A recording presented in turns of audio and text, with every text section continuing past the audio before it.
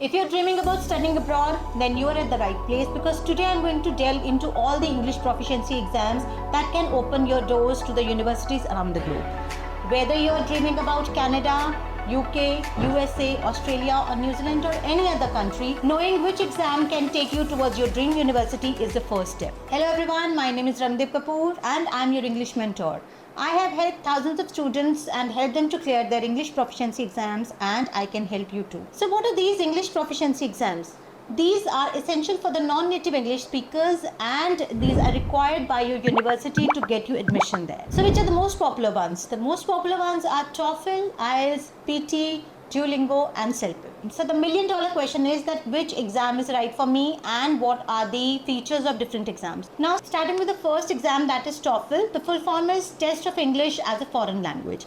Now this exam will test your ability of English language at the university level, and this exam will evaluate your 4 areas, that is your reading, listening, writing and speaking, and it takes about 3 hours to complete this test. And the next and the most popular exam is IELTS. The full form is International English Language Testing System.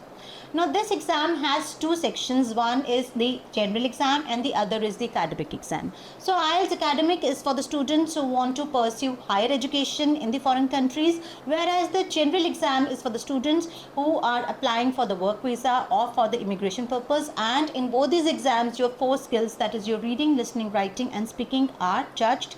And this exam is conducted in 2 ways, pen and paper version and the computer version, and both takes around 2 hours and 45 minutes to complete. And the next and most simple and the most fast exam is the PT exam, which is Pearson Test of English.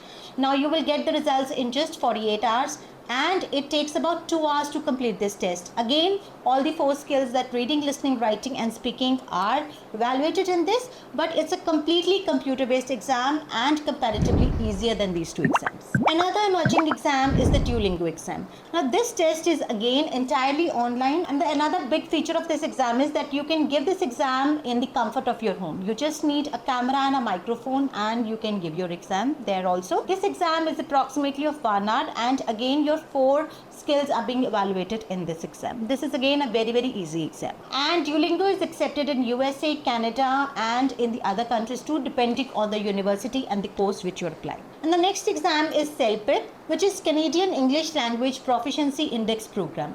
Now as it is evident from the name, this exam is particularly focused for Canada, and those students who want to apply for a permanent residency or for professional purposes, this exam is being given. And again, all the 4 skills, reading, listening, writing and speaking, is being evaluated in this exam, and it takes about 3 hours to complete this exam. Now other than these standard exams, there are some standardized tests for college admissions, particularly for the USA. The first one is your SAT, which is very popular, and the name is Scholastic Assessment Test. This is primarily for the undergraduate students, and this tests your knowledge of reading, writing and mathematics with an optional essay question. So if you are taking the writing and the essay section also, then this takes about 3 hours and 50 minutes to complete. Otherwise this is a 3 hours exam. And another similar to the SAT is the ACT, which is the American College Testing.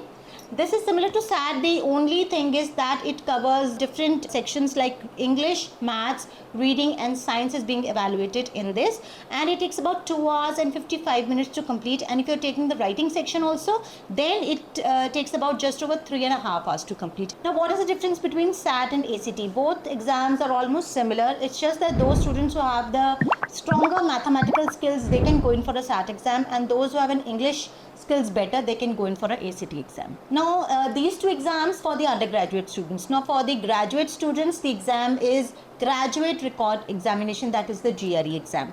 Now this is required for the masters and the doctoral level in USA and other countries, and this basically tests your verbal reasoning, quantitative reasoning and analytical writing skills, and it takes about 3 hours and 45 minutes to complete. Many students who want to apply for postgraduate studies in America, they have to give this exam, which is the GRE exam. Now there are specialized exams for particular streams, like if you want to apply for the business schools in America, then GMAT is exam, which is the Graduate Management Admission Test, and this is mandatory for the admissions into business schools. This will again test your analytical writing, reasoning, quantitative and verbal skills, and it again for 3 hours and 30 minutes. If you want to apply for a medical school in USA, then the exam is MCAT, which is a medical college admission test. And if you want to apply for a law school, then the exam is law school admission test. So these are the specialized tests for the different streams applying for USA particularly. So here is it, a rundown of all the basic exams that can help you to get admission into your dream college or university around the globe. Now the main question, that which exam is for you. Now that depends on which college and university and which country you're applying. So you need to check the requirements of that particular university and college and of the course, that what is the requirement, you need to prepare for that, and you need a lot of practice and hard work to clear those exams. And if you're still confused about which college and which university is best for you and which country you should opt for, then you can reach out to me on these numbers and my team will get back to you and will give you a free counseling on that. Thank you and all the best.